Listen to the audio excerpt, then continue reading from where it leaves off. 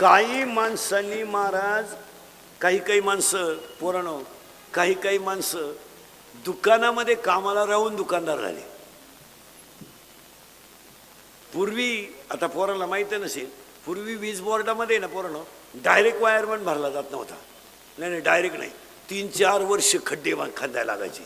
मग ते खड्डे काही बारीक नसायचे, पोलचे खड्डे, अधिक त्याला तो ताण, आणि मग त्याच्यातून पास होऊन तो वायरमन व्हायचा. आणि पुढे 10-5 वर्ष राहायचे, झाला रिटायर. पण ती माणसं कमी पगारात, पगार त्यावेळेस कमीच असायचे.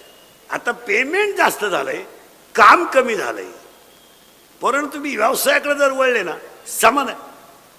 एवढंच खोकडं आहे आपल्या रावरीच्या स्टँडजवळ, असं राहते, एवढंच आहे, एकच पोरग आहे, एवढं पाणीपुरी, पाण्याची गरज नाही, खुर्च्यांची गरज नाही, उभ्यानं व्यवहार आहे सगळा.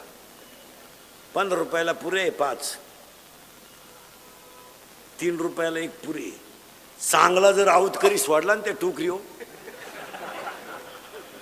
फक्त टोकरीच ठेवीन तो, अख्खा एकटा चापीन तो. पण ते पोर 2000 रुपये कमी, तर काय मत आहे तुमचं? फुटाण्याची गाडी पाहिली ना तुम्ही, एवढेच फुटाणे, एवढंच मडकं आहे त्याच्यावर, एकच लाकूड आहे त्या मडक्यात, इळभर धूर निघतोय, मग कवा जाळातय धूर चालूच. आणि त्याचं माप तर कोणत्या कंपनीचं आहे काय कळत नाही.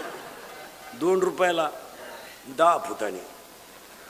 त्या पिळकावण्यात एक गुतला, 9च राहिले, उघडताना 2 गेले, 7च राहिले. आपण लय पेल असल्यामुळं टरफलच तोंडात आले, फुटाणे गेले ना. त्यांनी बंगले बांधलेत. ही सायकल तुम्हालाही पुढे सांगतो, जो माणूस निर्व्यसनी राहील ना, 2 एकर जमिनीवर बंगल्या पुढे तो 4 चाकी ठेवू शकतो.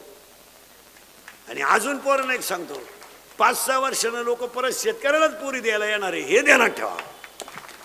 अरे हाणू द्या उड्या त्यांना, कोणी उठायचं आणि पोर चिटकेल पाहिजे, पोर चिटकेल पाहिजे, चिटकेल पाहिजे पोर, मग ते वायर त्याच्या हातात, तुला चिटकेल लागत आहे पोर.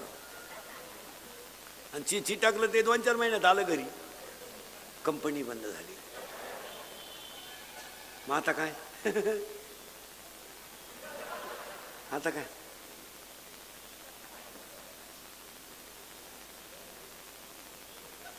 आता देव ठेवील तसं.